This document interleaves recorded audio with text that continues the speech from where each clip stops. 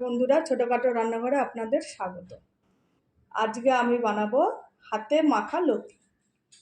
একদম হাতে মাখিয়ে লতি আমি রান্না করব। এখানে লতি কেটে ধুয়ে পরিষ্কার করে নিয়েছি, ঝুড়িতে জলটা ঝরিয়ে নিয়েছি। আর কি কি মশলা দেবো দেখুন। লতিতে আমি মশলা দেবো টমেটো, কাঁচা লঙ্কা, পেঁয়াজ, সব পরিমাণ মতো রসুন আর সর্ষে। এই মশলাটা একসাথে আমি প্রথমে পেস্ট করে নেব। এখানে একটা কড়াই নিয়ে নিয়েছি, কড়াইয়ের মধ্যে লতিগুলো ঢেলে দেবো।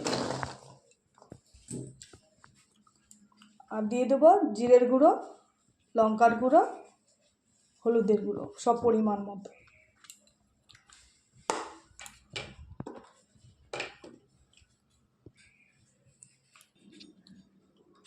দিয়ে দেবো পরিমাণ মতো লবণ।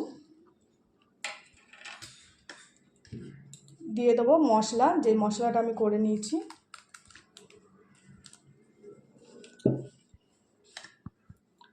আর দিয়ে দেবো সর্ষের তেল।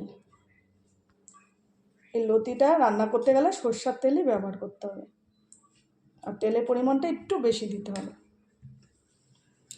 সব একসাথে মাখিয়ে নেব।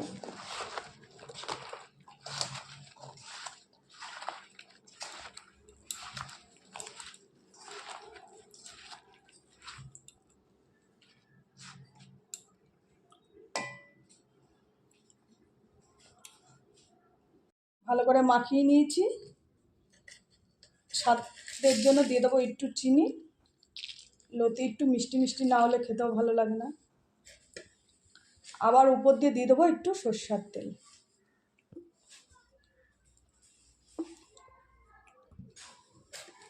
এবার একটা ঢাকনি দিয়ে মিনিমাম 20 মিনিট হালকা আঁচে ভাপিয়ে নেব।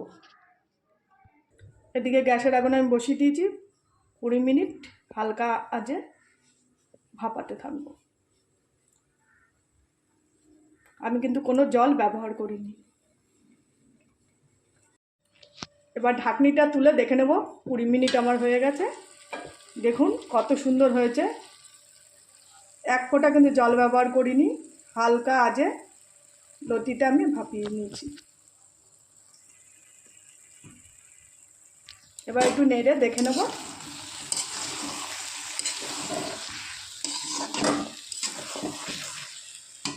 দেখুন লতি কিন্তু গলেও গেছে। এই দেখুন,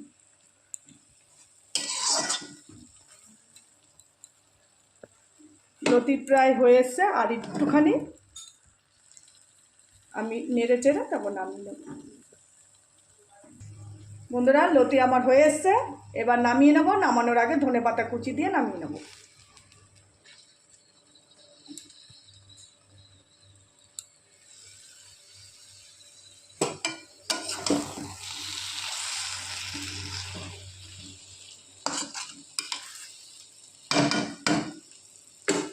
এবার গ্যাসের ওভেন বন্ধ করে নামিয়ে নেব।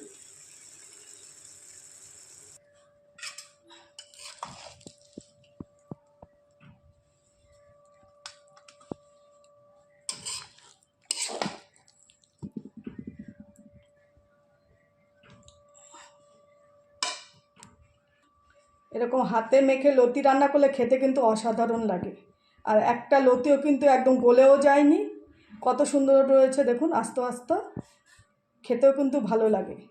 তাই এরকম হাতে মেখে রেসিপি আপনারা একবার বানিয়ে খাবেন। আর এই রান্নাটা কিন্তু খুব তাড়াতাড়ি হয়, খেতেও কিন্তু দুর্দান্ত লাগে। একদম হাতে মেখে ভাপিয়ে এটা করা হয়েছে। মিনিমাম 20-25 মিনিট আমি ভাপিয়ে নিয়েছি। তা রেসিপিটা যদি আপনাদের ভালো লেগে থাকে, একটা লাইক, কমেন্ট, শেয়ার করবেন। আর চ্যানেলটি সাবস্ক্রাইব করে দেবেন। আর কমেন্টে জানাবেন আজকের এই হাতে মাখা লতির রেসিপিটা আমার কীরকম লাগলো। নমস্কার, সবাই ভালো থাকবেন, সুস্থ থাকবেন।